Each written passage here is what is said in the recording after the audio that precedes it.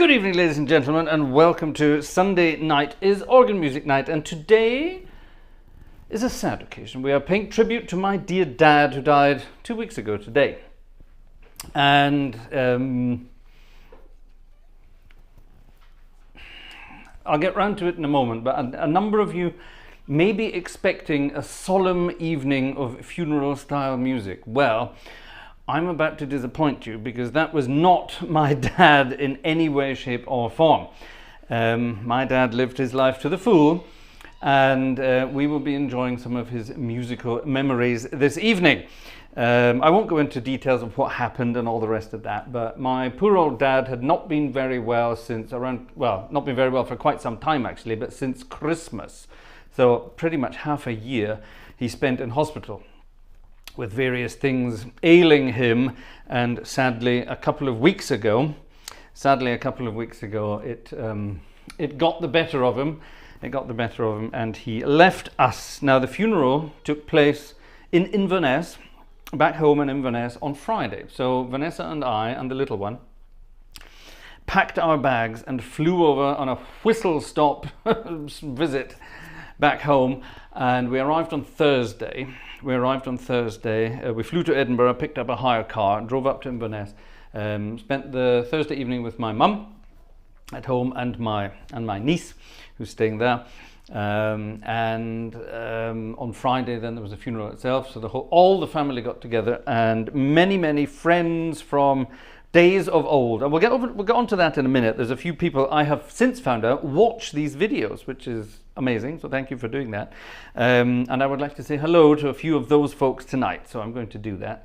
But yeah, so Friday, so we had a celebration of Dad's life on Friday. Now my dad was, for whatever reason or not, was not the most religious of people in the world, so he insisted on having a worldly celebration rather than a religious funeral, as it were. So a rather talented lady spoke at his celebration of life and put together some of the anecdotes that the family had given her into a wonderful story about Dad's life.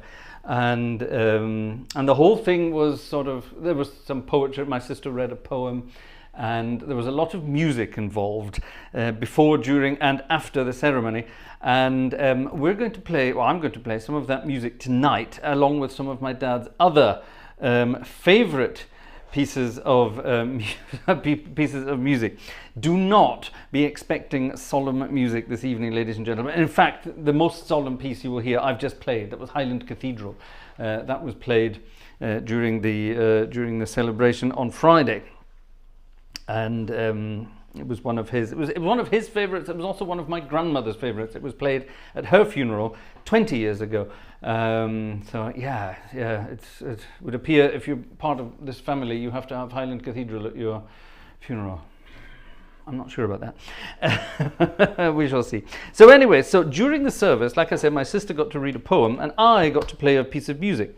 Now the piece of music that I could have played, or in fact should have played, was a very different one. I'll play that later. But the piece of music I did play, and that the organisers of the event thought might be more suitable, we as a family, we actually thought our original choice would have been the more appropriate, knowing the man, would have been the more appropriate choice, but we were advised otherwise and chose this for this part of the proceedings, and I got to play it on the organ.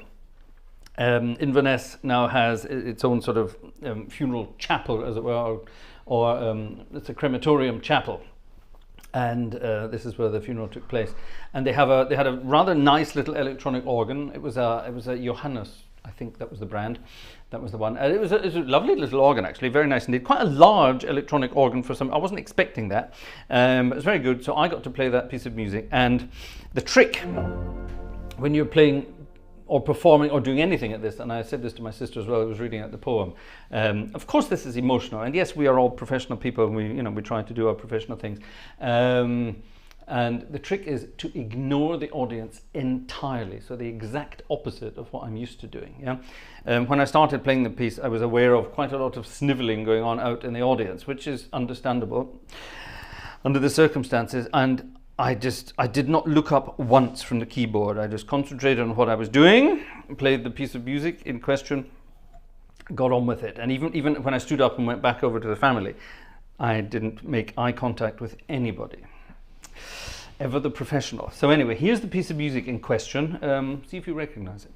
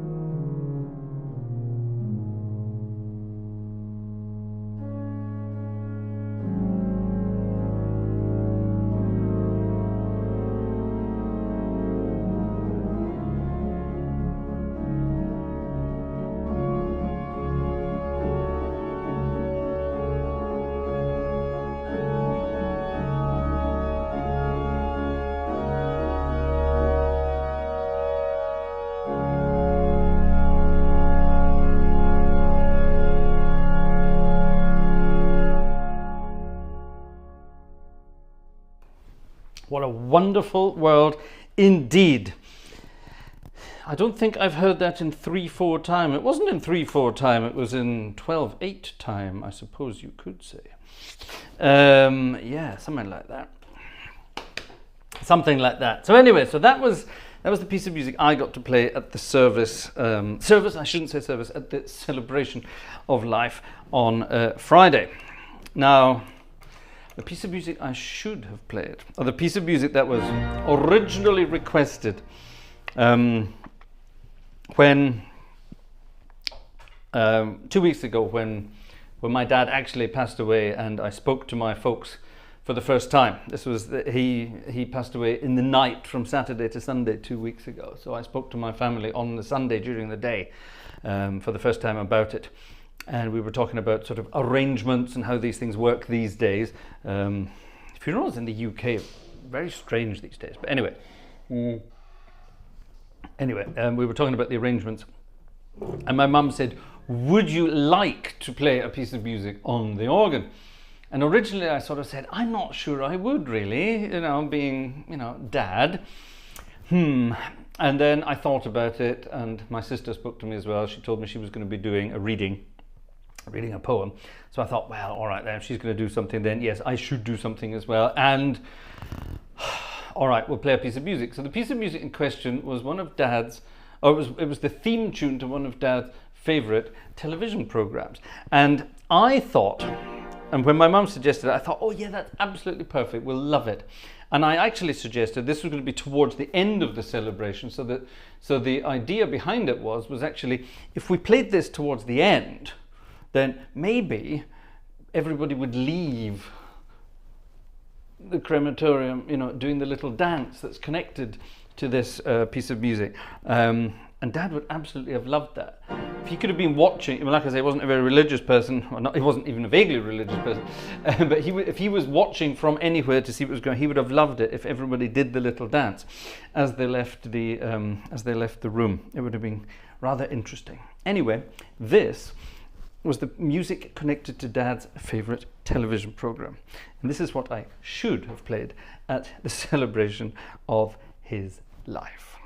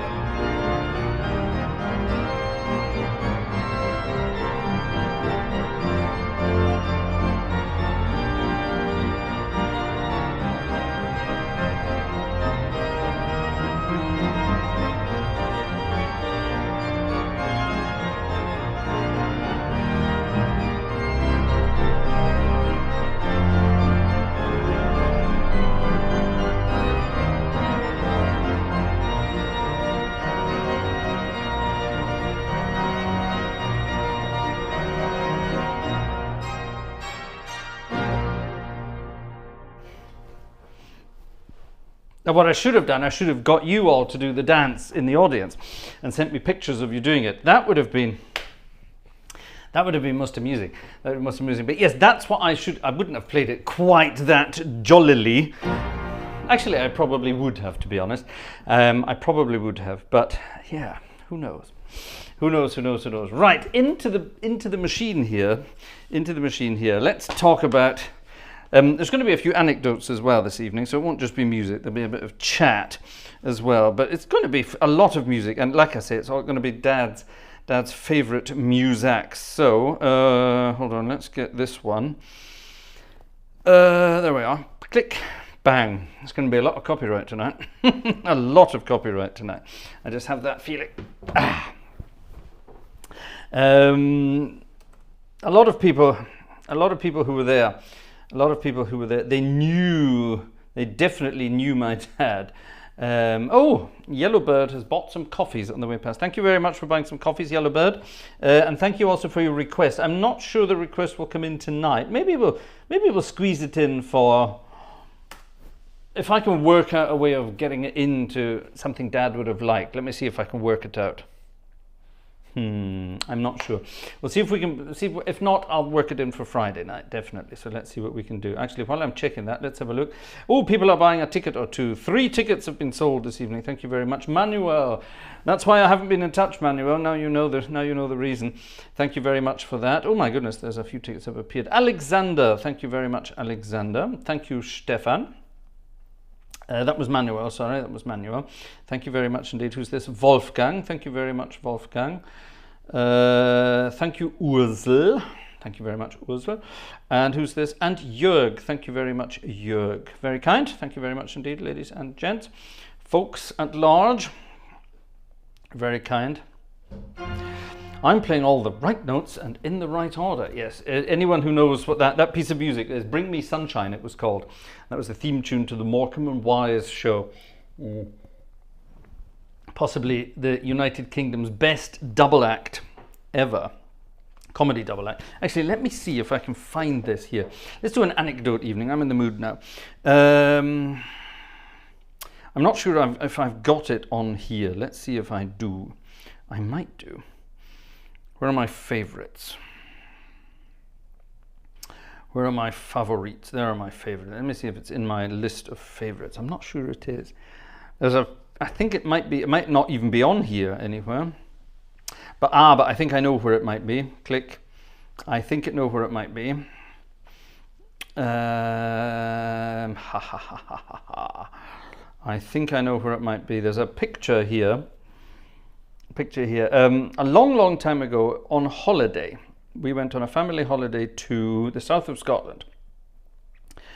Dad wasn't really into international travel, well, certainly not in those days, and we ended up in the very, very south of Scotland, and we went to an event where one of Morecambe and Wise was turning up. Ernie Wise turned up at this event. Eric Morecambe had just died the year before.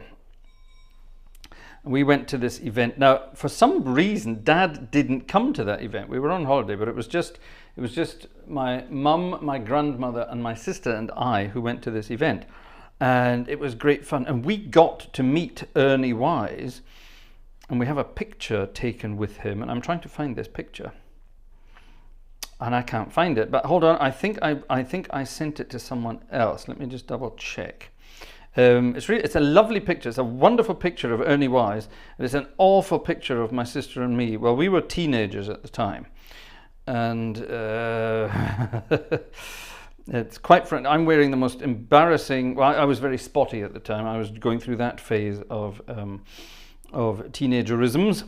And my sister was going through embarrassing hairstyle and embarrassing clothing situation. In fact, my sister is in the audience tonight, and she will probably write to me to say, "Don't you bloody dare." Well, too late. I can't find it, so I'm assuming I can find it. I will show it. I'm sure I sent it to my sister at some point. I'm looking through all the messages I sent to my sister over the years. I'm sure I sent it to her, which is why I'm trying to find it. It must be here somewhere. It absolutely must be here somewhere. Right, there's lots of that kind of picture. Bear with me, because it's worth it. Believe it or not, it really is worth it. Anyway, that was the reason for sending that for arranging that. Oh, damn it. Oh, there it is. Wonderful. There it is. Right. I've got to forward it to myself, to this machine. There we are. There it is. Clickety click. Perfect. Right. And from the machine, photo. This is it. Get ready for this, ladies and gentlemen. You are going to absolutely love this. For those of you who don't know who Ernie Wise was, everyone knows who Morecambe and Wise was, surely. This wonderful comedy duo. And like I say, this was the year after Eric died. And Ernie was out doing shows on his own. And he came to this event. Here we are. Are you ready for this? He came to this event, and my sister and I went to visit it, and we got a picture up close and personal with Ernie, and it's a really lovely picture. He's the only one looking at the camera for some reason. There you are. There you are. That's my sister on the right, wearing what looks like, is that a Scooby-Doo or is it Tom and Jerry? I'm not sure. I'm not even sure what it is. Let's call it a smock. What is that, Laura? Is that a smock, a top? What is it? I have no idea. And that's me in the days when my hair was dark. Oh, I see. I do have two eyebrows at the time. There was a time in my youth when I only had one. And there's Ernie in the middle. Now he's dressed up. He's actually wearing a kilt. He's dressed up in a full kilt outfit for that event, and he absolutely loved it. And when we stood next to him like that, he put his arms around us, and I looked at him and said, and he made a joke about me being taller than him, and I had a look at his hair, and I just said, oh, it's true, you really can't see the join, because they always made jokes, the two of them. They always made jokes about, is it Scooby-Doo? Thanks, Samantha. There we are. Laura says it's a jumper. There you are. No, yes, everyone made jokes about the hairy legs, but I made jokes about the you can't see the join. They always made jokes that Ernie was wearing a wig. It definitely was not a wig. It was definitely real hair. And he laughed at that and gave me a thump on the arm, which I thought was a very lovely thing. So there you are. So that's the night we got to meet, Wise of Morecambe and Wise. And of course, the theme tune, Bring Me Sunshine, was playing in the background the whole time. I think it was it being played from speakers somewhere, or was there even a live? I think there may even have been a live band playing it.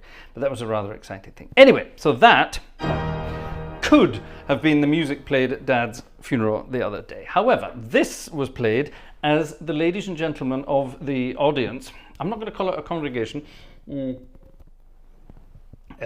as the people walked in to the funeral, there was the lineup, the family lineup.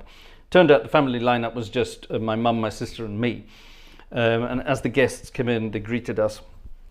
And we got to do that sort of, the royal family thing, shake hands, and you, what do you do? And I, of course, now I've been away from the UK for a long time, 25 years now. So I was sort of saying to my sister, who's this?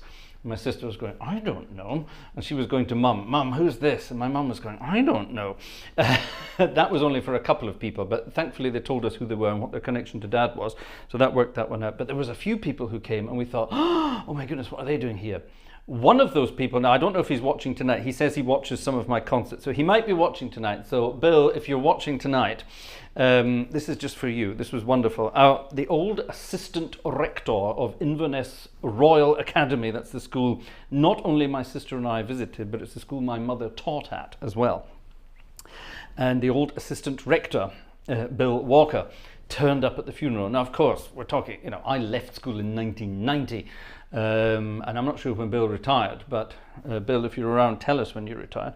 Anyway, I mean, Bill is, without being too impolite about it, he will be a good age now, as they say up there, a good age. And Bill turned up at this, and it was great because you could see him coming in the lineup, and my sister nudged me and said, it's Bill Walker. And both of us went, and immediately stood up straight, like you did back in school days. When Bill Walker used to walk down the corridors, children would sort of melt into the walls. If you were ever summoned to his office, you had done something seriously wrong. I was only ever summoned to his office once, and that was in my last year at school. I was summoned to the deputy rector's office for the same offence earlier. And no, was it later? No, yes, it must have been later than that. It must have been later than that. I was summoned to his office later than that. But the first offence, I was summoned to the assistant rector's office. Not the there was the rector, the deputy rector, and then some assistant rectors. And Bill was one of the assistant rectors at the time.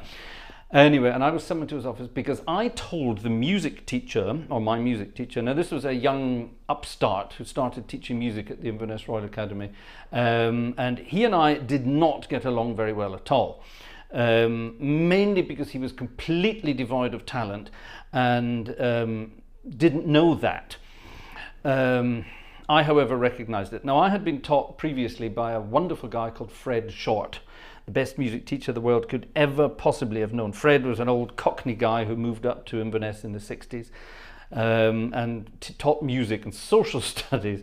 And Fred had been around the world a few times, but Fred knew everything about music, and Fred taught me everything I know about music. When I went to university, it was very much a case of Fred told me that, Fred told me that, Fred told me that, Fred told me that. So, you know, it was all that. Fred told me everything about music. So when Fred retired and this new Ponce appeared, we didn't hit it off at all. He was very much into, let's do a school musical, let's do this, let's do that, let's do nothing to do with music, and let's just all show and hot air and nothing else. Anyway, and one day I was absolutely fed up of him going on at me for some reason. I don't know what I'd done, probably nothing, but he was just going on and on and on. And I turned around and said, oh, bugger off. Just like that, bugger off. And that was it. I was grabbed. Those were the days when you could still grab children. We were marched up to the rector's office, to the assistant rector's office, and I was taken in. And Bill Walker looked at me and said, what did you do? And I said, I told Mr. X, I'm not going to give you his name, I told Mr. X to bugger off. And he laughed. He laughed. He said, oh, well, that wasn't very pleasant, was it? Why did you do that? And I told him why I did it. And he said, oh, for heaven's sake, all right, come on, you've only got a few months left of school. Just calm down, behave yourself, get on with it. Off you go, sort of thing. So that was the end of it. Nothing happened of it. And then a few weeks later, I didn't tell Mr. X to bugger off. I told Mr. X to off. And again, I was summoned. This time, Bill was not around, but the deputy rector was, a guy called James Johnson. And Jimmy was a family friend. Jimmy used to come around to our house at New Year and play the piano and drink whiskey and entertain us. And Jimmy wasn't just Mr. Johnson. We also got to call him Jimmy. Anyway, so I was summoned up to him and sort of pushed into Mr. Johnson's office. And he said, what have you done? And I said, I told Mr. X to off. And again, he burst out laughing and he said, oh, good, it's about time somebody did. Right, I'll tell you what we're going to do. I'm going to start shouting at you in a minute, okay? Now, don't take it personally. I have to do it because I know he's standing outside. So I'm going to shout at you and I'm going to really rip into you, all right? So just sit and take it, all right? But there's nothing, it's nothing personal, all right? I'm not doing it deliberately. I'm just doing it because I know he's outside. But then I'm going to send you off and I want you to look like you're really upset and hurt, yeah? And then when you go out, send him in because I want to have a word with him. I thought, oh, okay, let's do it. Right, you ready? Yes, go. And Jimmy Johnson went mental. And everyone was scared of Jimmy Johnson. They were more scared of him than they were of Bill Walker. He was quite a formidable character, Mr. Johnson. So he absolutely belted it out. He screamed at me. Yeah. So I left the office as instructed with my tail between my legs, my head down low, and walked past Mr. X, the music teacher, and said, he wants a word with you, you better go in. And of course he was scared of him as well. So off he went into the office. And I thought, I'm not going anywhere. I'm going to hang around and listen to this. Well, it was absolutely wonderful. Jimmy absolutely laid into him. How dare you, how dare you treat Fraser like that, blah, blah, blah, blah, and on and on and on. Fraser is one of the best music students we've ever had at this school, blah, blah, blah, blah, all that kind of stuff, and absolutely ripped Mr. X apart. Yes, I will never forget that day. Absolutely wonderful. Right, this has absolutely nothing to do with Dad. Fraser has always been like a foghorn. Yes, that's true, but you know better, Laura G. You absolutely know better. She can dish it out more than I can. My dad's nickname for my sister was a poisonous little wasp. So there you are. Mm. But that's not true. She's not like that anymore at all. She's a poisonous old wasp now. Anyway, right, back to the music. There were more guests who were there on Friday who we will be mentioning for various reasons, but let's get back to the music. My dad's musical tastes were eclectic, to say the least, and my dad's taste in motion picture, television and radio was also incredibly eclectic. But one particular piece of film was his favorite. I think we tried to work out how often he'd seen this film, and at the funeral we seemed to think it would have been well into the 50s that he'd seen this, over 50 times that he'd seen this film. He never tired of this film, and he particularly loved it for the music.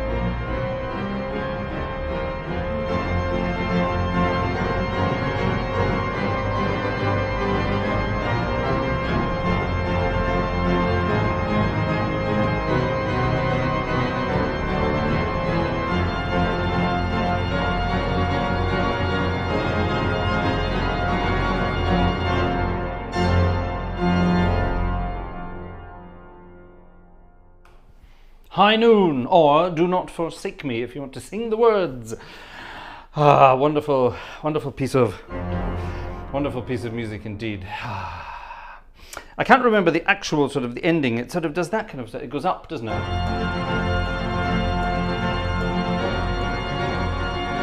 Where does it go from there? I can't remember where it goes from there. It doesn't go chromatically. It goes somehow else. This is just one of those cheapy arrangements that doesn't tell you exactly what it's all about. And I don't have all these sort of all those wonderful falls that come in there, which is absolutely wonderful. My favourite one is, let's go back to the original key. I transposed in the middle for some reason and it didn't work.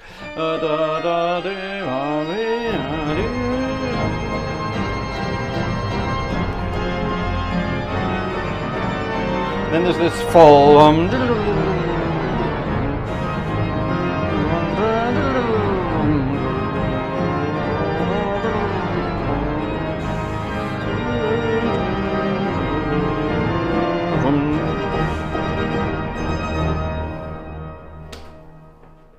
Incidentally, that is the first piece of music I ever arranged for a group of instrumentalists, again back in my school days. I arranged it for, we had a school organ, I arranged it for organ, timpani, various brass instruments, trombone, trumpet, and something else, I can't remember. I arranged it and we performed it at some school do. Was it a concert or an assembly or something? I don't know, but we performed it at that. And I thought it was good. I'm not sure if it went down very well, but I thought it was very good. I thought it was good. Anyway, wonderful piece of music. My dad absolutely loved his cowboy music, and there will be more cowboy music coming later. However, Dad also loved a particular kind of music more than any other, and that was wonderful old good-fashioned boogie woogie. Now at home we had a piano. We also had an organ. We had a Yamaha Electone organ, and Dad taught himself to play boogie woogie, but he only ever taught himself to play the left-hand part of the boogie woogie, and I would fill in the right-hand part. And he taught himself to do the left hand, and he would take two fingers, one on his left hand, one on his right hand, and he would do. And he would do that. He taught himself to do that, or he would do the two things. He would do that one, and then I would embellish the upper end, and then we worked out the 12-bar bars 12-bar blues where he had to go from there to there to there, back to there, and things like that. And we used to play these kinds of things, and we tried to get him to do more exciting bass lines, but we never got there. But nonetheless, we got to do all that kind of thing. So whenever Mum and Dad, or Dad on his own, or whoever it was, came to any of my performances where I was playing that kind of music, he absolutely loved it when I got to do my boogie woogies. And I'm going to play a couple of other pieces after that, if I can find the music for one of them. There it is. And I'll tell you the anecdotes about that in a moment. But yes, here's a boogie woogie dedicated to Dad. Dad's name was Alan, by the way, A-L-A-N. Dad's name was Alan. And here's a piece of music. Let's call it the Alan G Boogie.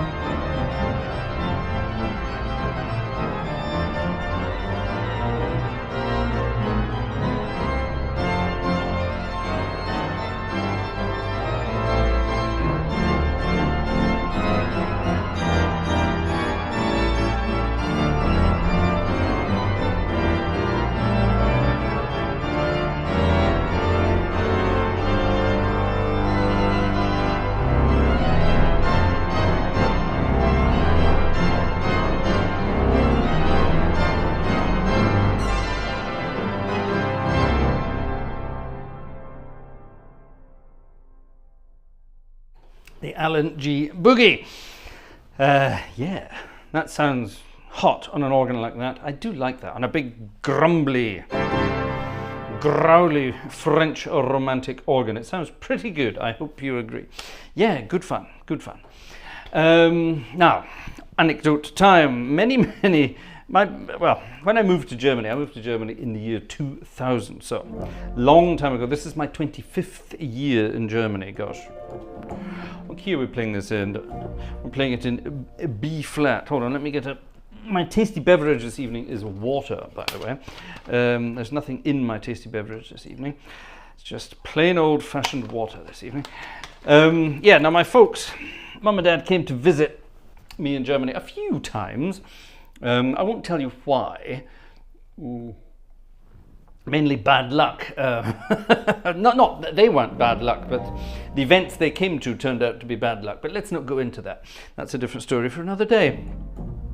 But anyway, Mum and Dad came to visit a few times, but we always managed to sort of coincide, or one of the visits coincided with something exciting I was doing in the musical world. Back in those days, I was doing all sorts of exciting music with all sorts of wonderful bands, and from time to time we got to do some really exciting things. And on this particular occasion, we spent the weekend in a place called Bad Pyrmont. Bad Pyrmont, which is coincidentally a town that Vanessa used to live in, and Vanessa used to have a very posh Italian restaurant in that town in those days. And I think we actually ate at that restaurant when we were there, but obviously Vanessa wasn't there in those days. This would have been, when would this have been? I don't know, 2004 maybe? 2003, 2004, something like that. And we were playing at this jazz festival in Bad Pyrmont. And with us that night were the legendary Acker Bilk and his Paramount Jazz Band. And my mum and my dad both had been fans of Acker Bilk and Kenny Ball and all the sort of the trad jazz guys around in the United Kingdom from all those good old days. And that's what got me into the jazz music world, really. It was my mum, my dad, and my Uncle George, who himself was a jazz musician. They got me going on that kind of things. But we had Kenny Ball records, we had Acker Bilk records. At the time, when I was growing up, there was a tour. It was called Barber, Ball and Bilk. They went on tour together. Yeah, exactly. Chris Barber. It was Chris Barber, Kenny Ball and Acker Bilk. They went on tour with their respective bands, and they came to Inverness and appeared in the theatre in Inverness. And we all went to that. It was one of the best nights we ever had. George Chisholm, the crazy trombonist who had also appeared in the Goons Show band back in the 50s, he was in the lineup as well, playing with another band. But it was a wonderful, wonderful evening, I'm not sure who. I think Acker's band was the best in those days. Certainly the best. They were the most swinging band anyway.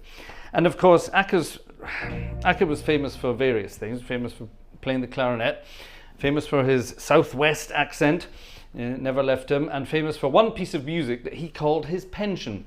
He wrote this piece of music called Stranger on the Shore. Now, he didn't actually write the piece of music Stranger on the Shore. He, like most jazz musicians of the day, he stole part of the tune from another tune and called it his own. But that's fine. Everybody did that. They're still doing it these days. But on this particular occasion when we were playing together in Bad Pyrmont, during the interval, my folks got some time with Acker as well, and Acker was a lovely guy. He was a really, really lovely guy. I played with Acker Bilk a few times over the years, and he was always a really, really lovely, down-to-earth guy. Amazing musician, and a very, very, very talented, just wonderful, lovely guy. An interesting fact is I also played in another band years later, Rod Mason and his Hot Five, who we had Acker as our guest many times there. And our trombonist, a guy called John Mortimer, was Acker's old trombonist from the 50s to about the 80s, maybe into the 90s a little bit. And the crazy thing is, John kind of got pushed out of that band for for his alcohol consumption, which I think is hilarious. How do you get fired from a jazz band for your alcohol consumption? But anyway, that was kind of the case in those days. But my goodness, those guys could put it away. Something crazy. So anyway, so Mum and Dad and I, we spent a wonderful day with Akka back in Bad Pyrmont. And this piece of music, Akka's most Akka's most famous piece, his pension. So when I play this, Akka's estate will actually get something. Stranger on the Shore, it's called, and it's a beautiful piece of music. Of course it is. And this was another one of the pieces of music played as the guests arrived on Friday at the funeral.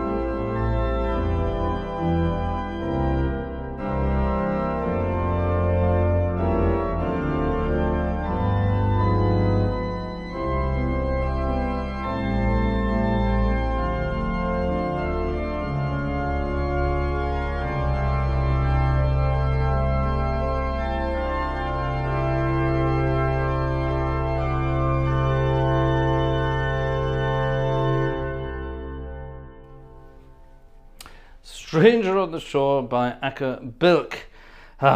Takes me right back to my youth, does this, says Jez. Long time ago. Yeah, it was a very long time ago.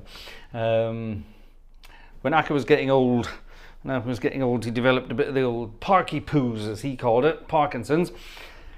And the last time I got to play with Akka was in Berlin. It would have been about, oh my goodness, 2010, 11, something like that. I'm not exactly sure when. And I actually helped him put his clarinet together because he was a bit on the shaky side. And I remember saying to him, I said, because this was before we went on, and I said, are you all right playing like that? Is that all right? Does it affect your playing too much? He said, oh no, I love it. It's great. It's so much easier to do vibrato now. Which I thought was sad under the circumstances, but that was Akka's sense of humor. Wonderful, wonderful. And it was, he said, oh, I don't have to think about vibrato anymore. I just hold the bloody thing. It was wonderful, wonderful, wonderful. Anyway, Now, another time my parents came to visit, I remember this one very, very vividly, and my mum will remember it even more vividly. This was 2008, and my folks came to visit me because, again, I was playing a gig this was in a place called Gladbeck, which is sort of up north of Düsseldorf a little bit. And again, it was a jazz festival, and this was Rod Mason and his Hot Five again. And our guest that evening was none other than Kenny Ball. And Kenny, of course, one of the best and best known jazz musicians, actually of all time, not just even in the United Kingdom. He was internationally very, very well known. So was Akka. I think Akka was maybe better known than Kenny internationally, but Kenny was probably the better known one in the UK. And Kenny Ball was our star guest that night. He was just appearing with us. He was our star guest. And Kenny was a little worse for wear when he arrived at the gig. He'd flown over alone. He'd gotten I think it was even just an EasyJet flight, a cheapo flight. He'd flown over on his own, and he'd arrived with he had his trumpet in a leather trumpet bag. He had a tiny little case with a change of clothes for the next day to go home again, and a polythene bag full of stuff he'd bought at the airport, mainly bottles of gin, bottles plural of gin. And on the way to the gig from Düsseldorf Airport, I think he'd probably emptied one of those bottles, and by the time he'd gotten there, God knows what else had happened. Anyway, so Kenny was well underway by the time he got to the gig. We had a wonderful. The first set we played with Kenny was perfect, not a problem at all. The second set, however, he was a little worse for wear, and during the interval, when we weren't playing, Kenny was in the musicians' tent with all the rest of the musicians, and I got my parents into the musicians' tent as well, to meet everybody and catch up with everyone in there. And my mum looked after Kenny that night rather a lot. My mum kept Kenny. Well, I think she kept making him drink water rather than whatever else he was drinking before he went on again. And by the end of the evening, my mum was basically sort of carrying Kenny around just to make sure he got to where he was supposed to be in the right place. Never meet your heroes, they say. Well, I think on that occasion, poor mum had a slightly different image of Kenny Ball and his jazz men. Kenny Ball, of course, famous for this piece of music. And I'm going to dedicate this piece of music tonight to our dear friend, Alexander Wunderlich. Alexander sent me a piece of music to play for tonight, a beautiful piece of music by J.S. Bach. And it is a beautiful piece of music, and under the circumstances, it would be a wonderful piece of music to play.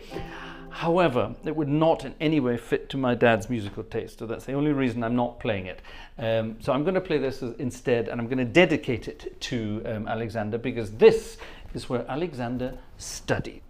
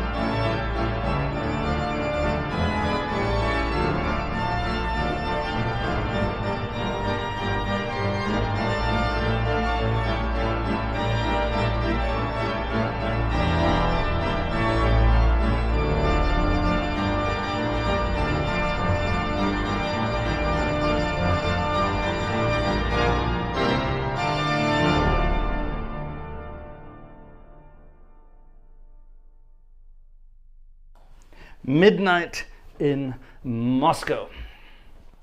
When we played that gig that night, in the number before, I can't remember what the number before was, but we had to finish with Midnight in Moscow. And Kenny wandered over to the piano. I was seated at a grand piano with its lid opened, looked very beautiful on the stage. And Kenny sort of wandered over to the piano and slumped down at the sort of top end of the piano, sort of elbow on the piano, head in his hands like this, and sort of looked at me and said, "Oh, what are we doing next?" And I said, "It's the last one, Kenny, it's Midnight." And he went, "Oh, let's say thank God for that." He didn't say thank God, he said something else. "Thank God for that." And he sort of stood up and he said, "Do I have to play it?" And I said, "Well, it's your signature tune, of course you have to play it." And he went, "Oh, bloody hell, can Rod not play it? I'll sing it." And I said, "Do you even know the words to it?" He said, "Oh, you're right, I've never sung it before." I said, "Are there any words to it?" "I don't know, I'll make something up." And he played it, tried to play it on the trumpet at the end of the night, and then he sang he made up some spontaneous words to the tune of Midnight in Moscow. The audience thought it was wonderful. It actually was wonderful, but nobody can remember what it was. None of the rest of the band had been drinking lemonade, you understand. We'd all been enjoying ourselves. Jazz festival, free food and drink. Well, what do you think you do as a jazz musician? All the fun of the fair. Back, ladies and gentlemen, to the what's the word I'm looking for here? Film music. And Dad and his love of film music, particularly cowboy music. Back in the 50s and 60s, if you were out looking for my dad anywhere, he was probably down the pictures watching a cowboy movie, and his second favourite movie of them all was this.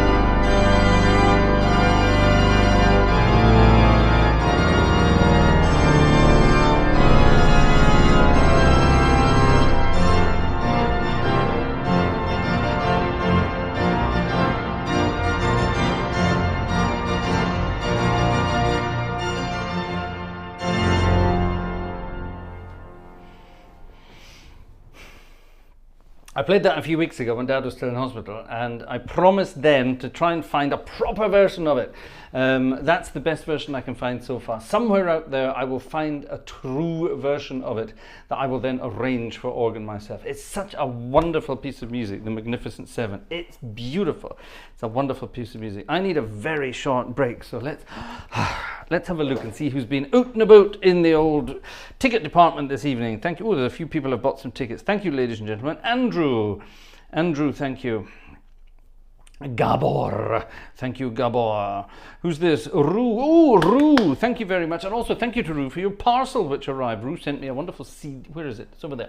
Rue sent me a wonderful CD from the guy. Remember a couple of weeks ago, Marco Rasbaz was over visiting Cam, Kristen, and the gang over there, and they met up in Chicago, or the Chicago area, to go and see a San Filippo Wurlitzer concert, and a young guy called Zach Frame was playing the concert. Rue very kindly sent me a CD, so thank you very much for that. It arrived perfectly safely the other day. Thank you. And thank you also for your ticket this evening. Lovely, thank you. Who this? Philip. Thank you, Philip. That's very kind of you indeed. Who's this? Gerald. Thank you very much, Gerald. Ernest Hemingway said, "Very few people ever really are alive, and those that are never die, no matter if they are gone. No one you love is ever dead." Well, Jan has put that as his quote this evening with his evening ticket. So thank you very much, Jan. And yes, you are quite right indeed. No one will ever forget my dad. That is, anyone who knew him, nobody will forget him. That is very, very much true. Very true indeed. Jerry has sent a concert. Jerry, are you home yet, or are you still out and about on the road? So Jerry, yeah, thank you very much for your ticket. And Jerry says, celebrating your dad. So thankful he raised such an amazing musician. Gosh, Dad was actually, you know when you're young and you have this dream in your head, I would like, when I grow up, I want to be, remember that? I want to be. And you always want to be something wonderfully amazing. And then at some point in your life, you sort of wake up one day and think, oh God, maybe I should do something sensible.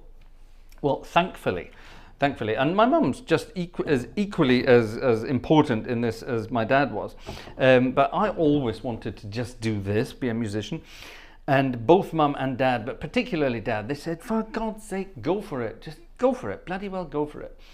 And I went to university. After a couple of years of university, I decided that life was more important than university.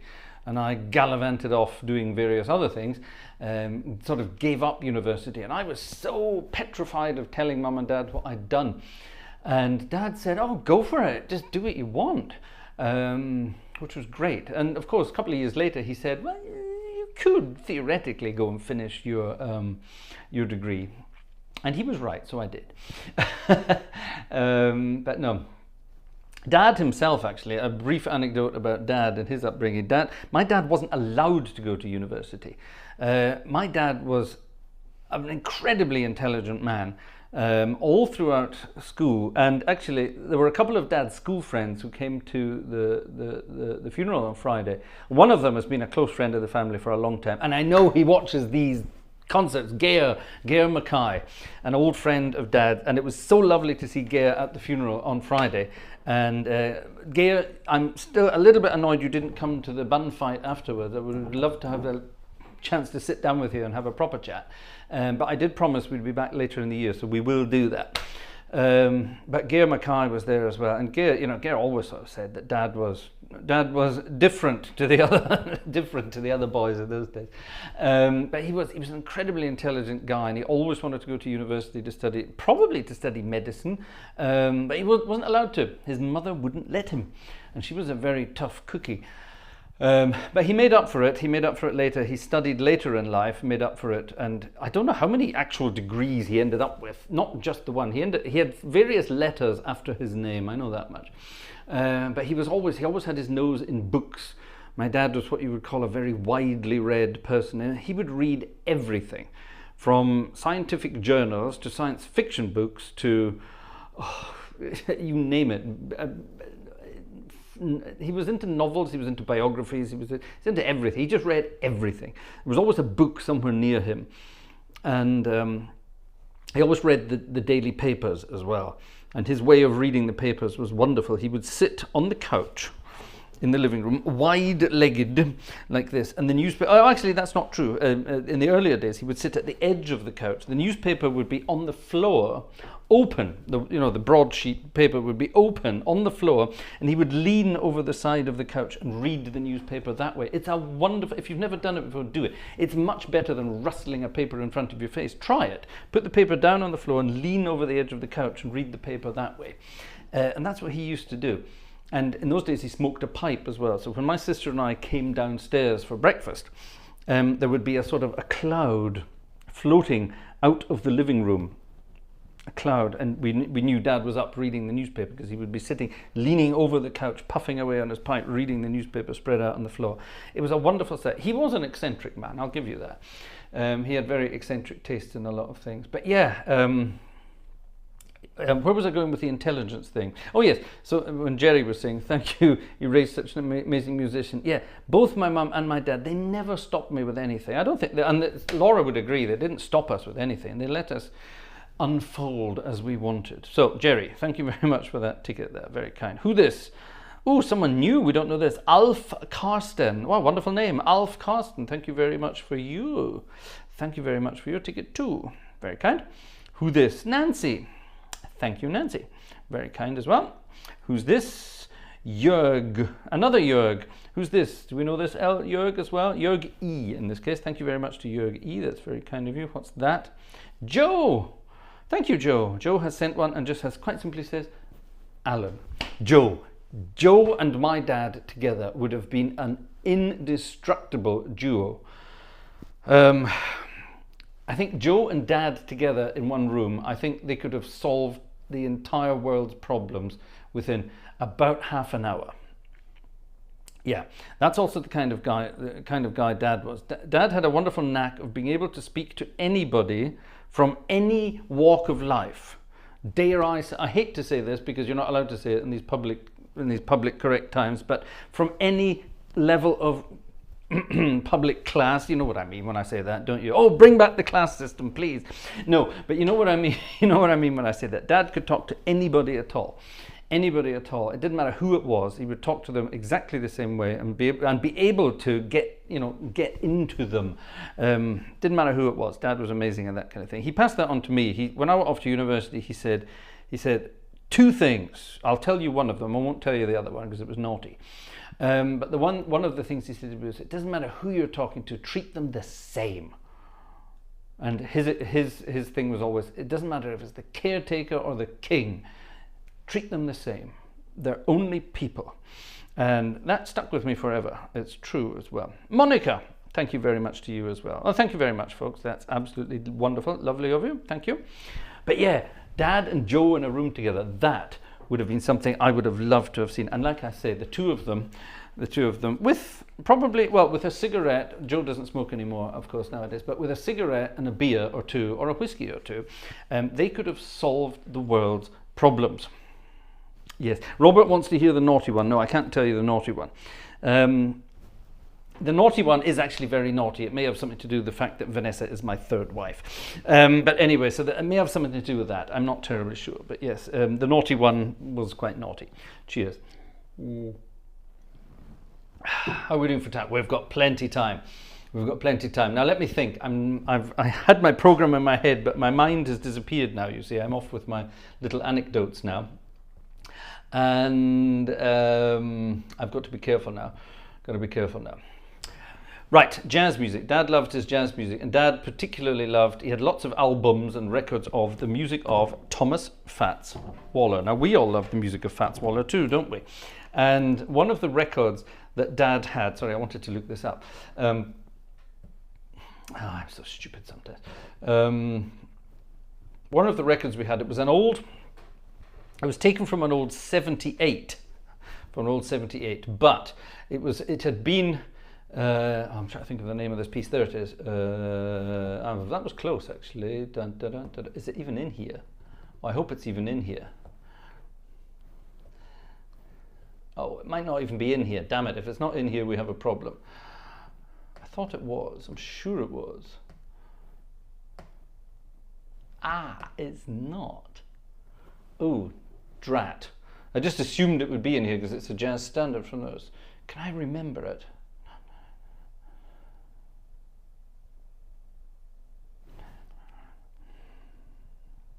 I don't know if I can remember it, to be honest. Let me see if I can find it. Hold on, because it's a wonderful tune. I'm sure I'll be able to find it very quickly. Click, boom, bam, boom, bam. Aha! No, not that one. Oh, it's also. Oh, here's another name for it. Maybe it's under the other name. Let's see. It might be under the other name. OPQR. No, it's not. All right, let's see if we can find it then. Internet Archive. Yeah, that's just the record. I want the actual.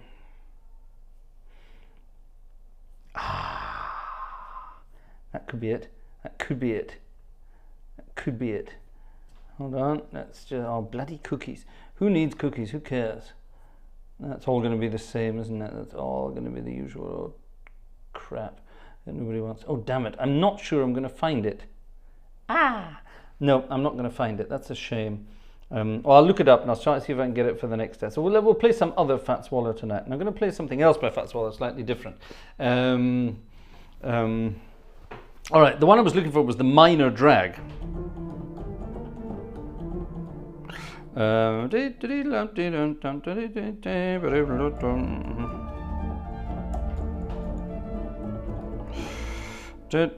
can't remember how it went now, but it's a wonderful piece of music by Fat Swallow. That was the B-side to this record that had Ain't Misbehaving on the front side.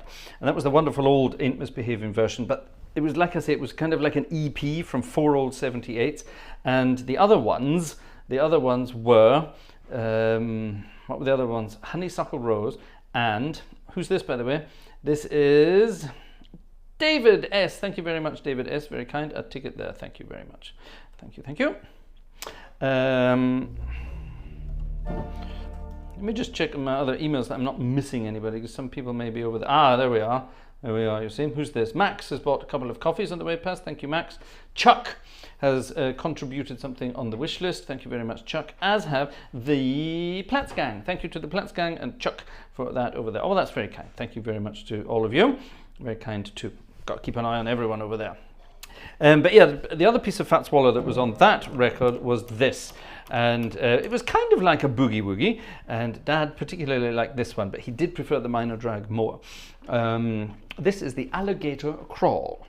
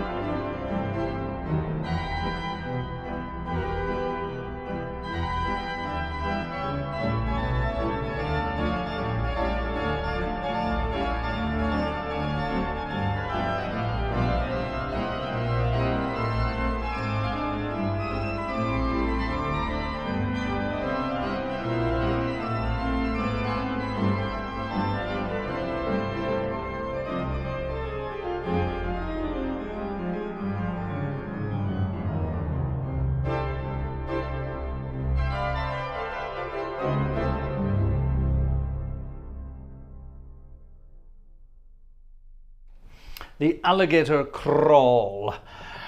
Thomas Fats. Oh, for heaven's sake, what's that? If you ever want to break into my iPad, it's Vanessa's birthday, by the way. So there you are. Don't know if you need to know that. Anyway, it's intermission, says František. Yes, I was waiting for somebody to say that, and that is, of course, going to lead me into the next piece of music, which I need to try to find. Click, come on.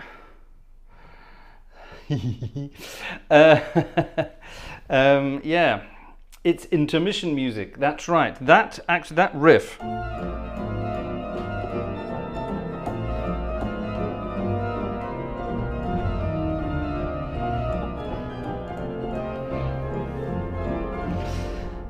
Was invented by Fats Waller. He first used it on the Alligator Crawl.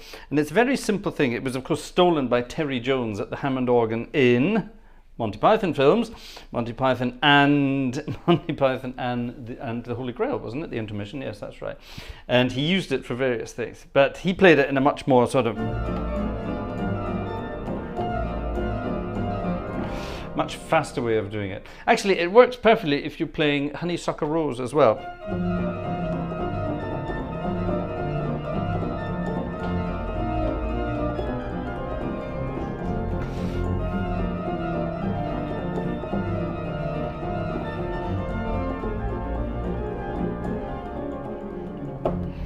It's one of those things that just works. It's quite easy to play on the organ as well, because you can add this up.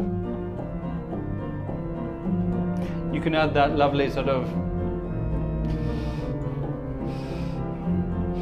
that lovely second line in the left hand.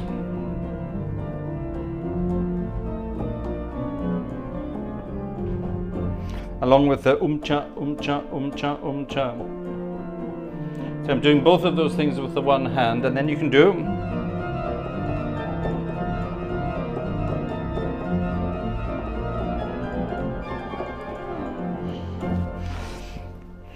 There you are. Useless information. We were at the funeral. I was talking to a few people who watch some of these concerts from time to time, and a number of people were saying, well, Jim was saying it, and Roy was saying it. There you are. Jim and Roy were both saying it. Hello to both of you. They're both sort of saying they loved the cheeky educational side of my concerts here on YouTube. Now, thank you, František, for bringing up the intermission music from Monty Python. Dad was, of course, a great Monty Python fan, an absolutely wonderful Monty Python fan, and he loved the television shows, but he was a particular fan of two of the films, Life of Brian and The Holy Grail. Monty Python and The Holy Grail. And between the three of us, that's my sister, my dad and myself, we could, I was about to say we can, but we could recite any scene from any of those films in the original voices. I'm not going to give you any examples of that tonight, but yeah. Dad was absolutely mad about all kinds of zany British humour. It started when he was a kid, when he was a Goon Show fan. Now, Dad was born in 1945, so as a young boy, he was listening to the Goons show on BBC Radio, on the Home Service. This is the BBC Home Service. And he loved the Goons, and he was particularly fond of all of Peter Sellers' characters, and he could do most of the Goons' voices. He got me into listening to the Goons, so he got me doing all the Goons voices as well. And between the two of us, we could recite many Goons shows as well. Absolutely wonderful stuff. Now, when my dad was a young guy in the 50s and 60s, in school holidays, he would invariably be sent off to London to various uncles and aunties who lived down there, he told me various stories of when he went. He used to get the bus. He lived for a while with his Uncle Sam in Chiswick, and he would get the bus just in various directions, or he would be with his Uncle Billy, who was even further out west. And he would, get the bus in between. And those were the days when just film stars were normal people who went to work. Going to be an actor in a film was just a job. And Dad regularly said he would get on the same bus as people like Alec Guinness Who else did he meet? He met Charles Hawtrey, of all people, who he didn't like very much. He did once meet Peter Sellers, but didn't get anywhere near him, really. He just sort of was in the area. But Alec Guinness, he said he met a couple of times on the bus, and said he was a very, very nice man. Very, very bizarre when you think about it. Imagine hanging around London this day, getting on a bus out to the Ealing Studios, or on this day I suppose it would be the Teddington Studios, but imagine getting on a bus or an underground train and sitting opposite, I don't know, Tom Hanks or someone like that. Keanu Reeves, actually, he's a very down-to-earth actor. He lives in New York, and he takes the subway and the bus, public transport, when he's out and about. There are various down-to-earth pictures of Keanu Reeves on public transport. But that's not a new thing. Back in the 1950s, all the British actors did it. And Dad knew or met some of them back in those days. Anyway, back to the Monty Pythons. We have to have a piece of Monty Python music, and despite the sad event of anybody's death, there is also a celebration of that person's life, and that's exactly what we did for Dad. And we're talking about the kind of music we could have had, and a lot of people we were talking to were sort of laughing and said, "Oh, I've been at funerals where they've had this. I've been at funerals where they had this, blah blah blah," or things. Now, I've been a church musician or an organist most of my adult life, and I've played at many a funeral, many a wedding, christenings, whatever. And at each of those occasions, I have had to play this piece of music, whether it's for a wedding, mainly for funerals, believe it or not, but I have played it for weddings as well. And I even played it for one baptism, which I thought was very bizarre, because the poor kid would have nothing, no connection with any of this at all. But I think you might recognize it. Whistle along at the appropriate points.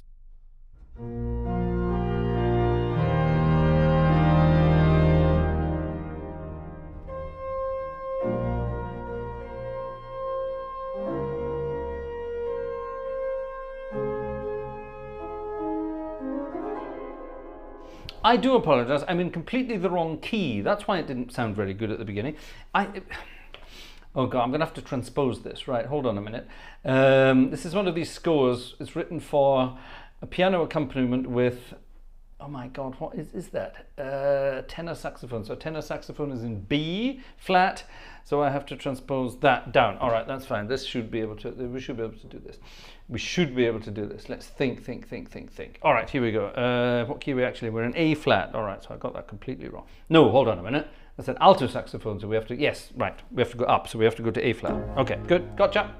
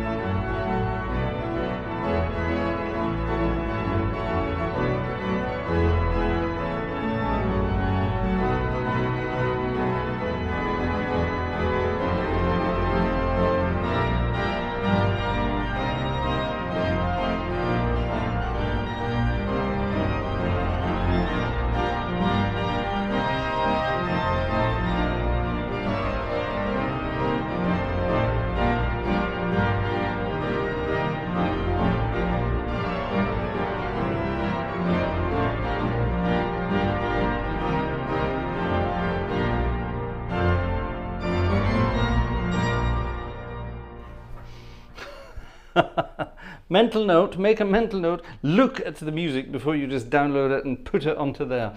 And see, that was not much fun. Yes, sorry, I had to play that mainly by memory and not by looking at the notes. Yes, gosh, I'm sorry about that. Always look on the bright side of life. So that's the way that one works. Send my condolences to your mum. Lol, over to you. Take me out to the ball game, says IVL. Well, anything is possible. I think, and when we were talking to German friends or German family about the funeral that we were at and things like that, and it was a celebration. It was a yes, of course, it was a sad occasion, but it was also a fun is the wrong word, but it was a positive occasion. We were remembering the fun things about Dad, the positive things about Dad, all of that kind of thing. And everyone who was there, was saying the same sort of thing. That was a really lovely celebration. And we laughed a lot during the celebration because the anecdotes about Dad and his antics were wonderful.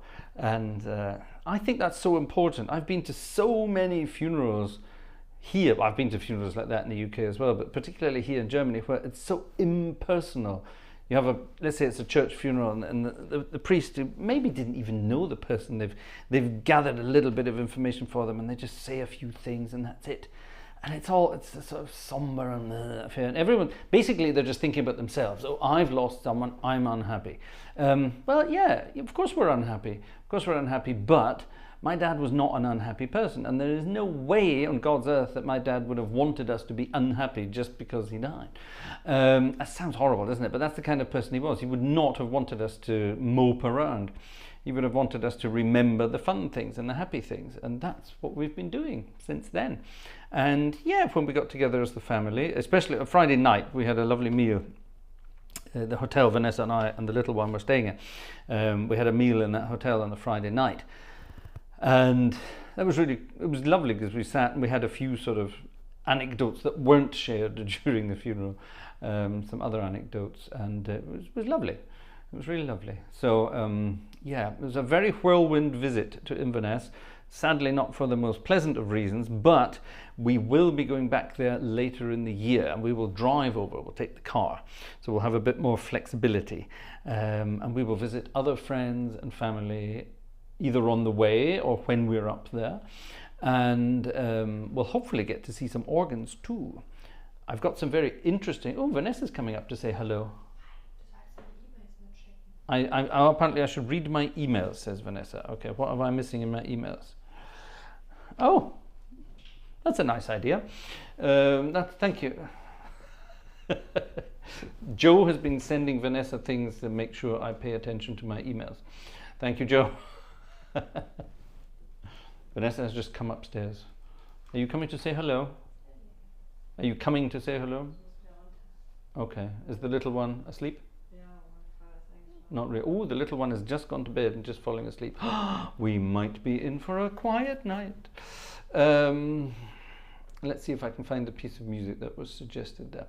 But yeah, I'm not suggesting you should do this yourselves when your loved ones pass and things like that. But if your loved one was a happy, funny person who would have wanted you to, would have wanted his or her life celebrated at the end, then I think this is a wonderful way to do it. And yeah, anyway, it's up to you. It's up to you. That's just the way my crazy family does these things. But like I say, yes, later in the year we will be going back to Inverness to visit the family and get these friends together, because we were all saying, at the time, it's such a shame we never get to see each other more regularly. It's always at a funeral or maybe a wedding or something like that. For example, my godmother was there. It's my mum's cousin Gloria. My godmother was there, and I haven't seen Gloria for, I'm guessing, about 30 years. That's a long time. It's such a shame as well, but it was great to see them and have a chat to them and catch up and things like that. You just wish you would do it more often. So we should. So that's my little plea to all of you out there. If you've got friends and family that you haven't spoken to for a long time, then reach out. Stop waiting for them to reach out. You reach out to them. Yeah, someone's got to start. So don't wait for them to do it, you do it. They're probably sitting at home and saying, oh, I wish they would write. They never write, why should I write? Well, just do it, get on with it, do it. Be nice to each other. Right, we're going to finish off, ladies and gentlemen. We have to finish off. It's late. It's late. So a huge thank you to all of you, especially, not especially, but as well to those of you who bought a ticket this evening. That was very, very kind of you indeed. Let me just double check. I haven't missed any late night tickets. Sometimes it happens. I hope I mentioned all the tickets on the way past as well. Yeah, so I hope I got everyone. If I didn't, let me know. Should be good. Looking good. Thank you very much, folks. Hope you had an enjoyable Sunday evening. A slightly different concert this evening. Musically, not necessarily, but the circumstances for me were very different. Thank you for being the Gartshore gang. You guys have been holding Vanessa and I together for the last little while as well. So thank you very much indeed. On that note, here's a final piece of music. This is actually Joe's request. I wouldn't have thought of this, but it's a lovely idea. A lovely idea as well. See, Joe and Dad would have gotten on very well together. I think this will be a very nice closing number for this evening. I wish you all a very good week. Hopefully summer will arrive in this part of the world. Tell you what, weather in Scotland over the weekend was bloody awful. It was freezing cold. It was really cold, wasn't it, Vanessa? Mm-hmm. Vanessa's concentrating on something, I don't know what. It was really cold, miserable. But summer is about to appear. There's a fly. Summer is about to appear, so let's enjoy it. So all of those of you in the United States with the heat waves and things like that, take a flight to Scotland. You'll enjoy the peace and quiet and the cold over there. Here's our final number for this evening to say farewell to my old man, Mr. G. Red Sails in the Sunset from 1935. Who wrote it? Was this Clarence Williams? I think it might be Clarence Williams. I'm not sure. Trying to help Uza there on that one. Red Sails in the Sunset. Thank you, everybody. Sorry I didn't say hi to everyone in the chat this evening. I will go through the chat and see who's been around. I always look forward to doing that. So thanks very much. We'll see you through the week at the very latest on Friday, for Friday night is Organ Music Night. Take care and see you then.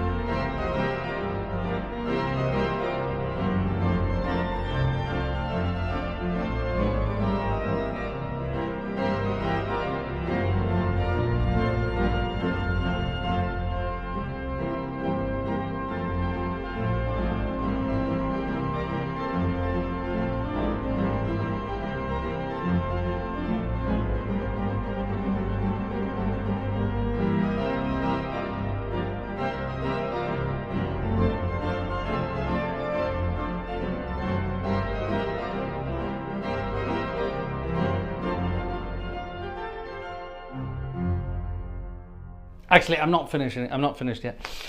I forgot this one earlier. This was part of Dad's making people chuckle as they got to the ceremony. We had, I don't actually know if I've got the music for this at all. Do I have it? Probably not. Let's have a look if we've got something.